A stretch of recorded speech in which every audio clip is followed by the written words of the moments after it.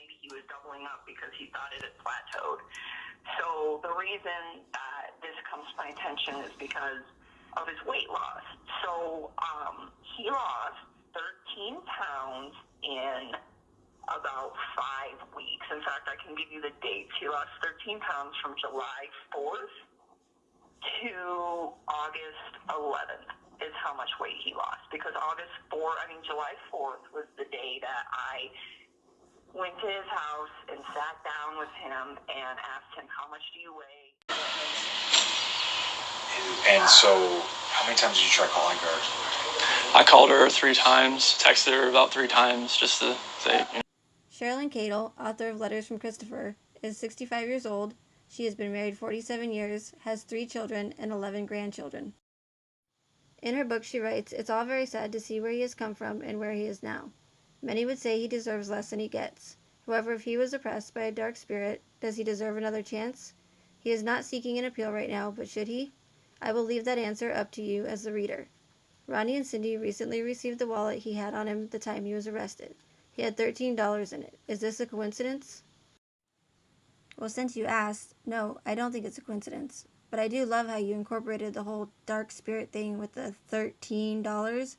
Very clever. This photo of the author was published by the Daily Mail. Is this normal hand placement when being photographed? It kind of reminds me of that occult hand sign. Is it just a coincidence?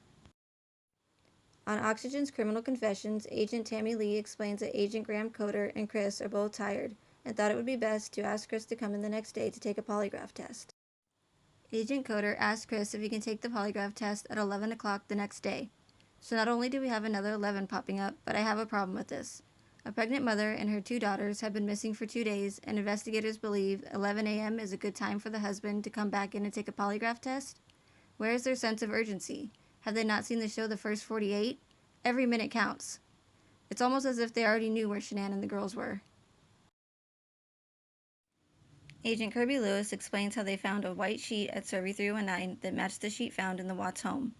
Why did they fail to mention anything about finding all of the rake parts and the 2 black garbage bags? They seemed to think it was important enough to draw up this connect the dot map, which made a rather odd symbol. And where are all the crime scene photos of these items? Agent Lewis goes on to say that investigators started to excavate the dirt in an attempt to recover Shanann's body around 11 p.m. Here we see the number 11 again.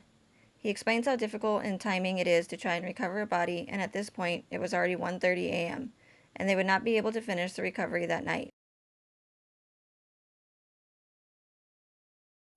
Agent Lewis states that one of the crime scene investigators went up to the top of the tank and opened the hatch where they found a tuft of hair in one of the inlets.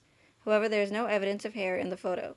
Granted, this could be due to the quality of the image. If this is the case, then where are the forensic images of hair after it was removed from the tank? Pay attention to Ronnie Watts' right hand as Chris is confessing to him. Why does Ronnie pause for a moment and then turn towards Chris? The position of his hand looks familiar to this occult hand sign. I've always wondered why they released this photo of Nicole Kessinger at Machu Picchu, until I noticed the number of triangles behind her. I have not been able to identify what it is exactly in her hand. It could be a gem or a geode of some sort, but I am not certain.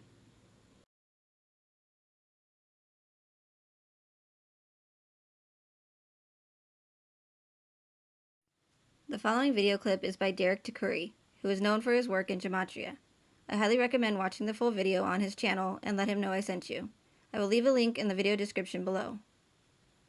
And what this video is an explanation of how the mainstream media is using a numerical code called Gematria, and it's a simple form of numerology using letters and numbers, and it uses this language alongside dates on the calendars to fabricate fake news stories.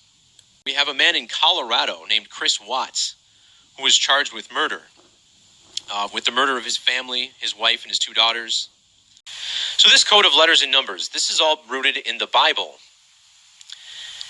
And, the main story in the Bible, or at least the New Testament, is the story of Jesus. And Jesus, of course, was crucified at age 33 under an event that many perceive to be an eclipse. Eclipse equals 33 in reduction. This guy's name, Chris, sums to 33 in reverse. And check out the date numerology of this story. using multiple calculation methods, you can get to the number 33.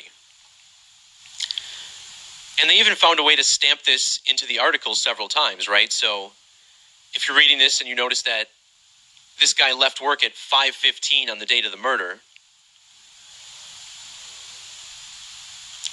the number 33, when spelled out, has gematria of 515.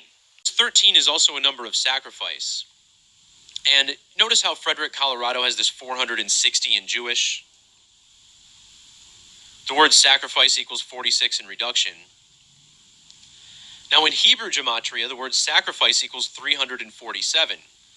And the number 13 summing to 347 as well in Jewish gematria. So this whole thing revolved around death, killing, murder, sacrifice. I mean, I can see how people can say it's a lot of numbers, but so consistently are they attributed in this story.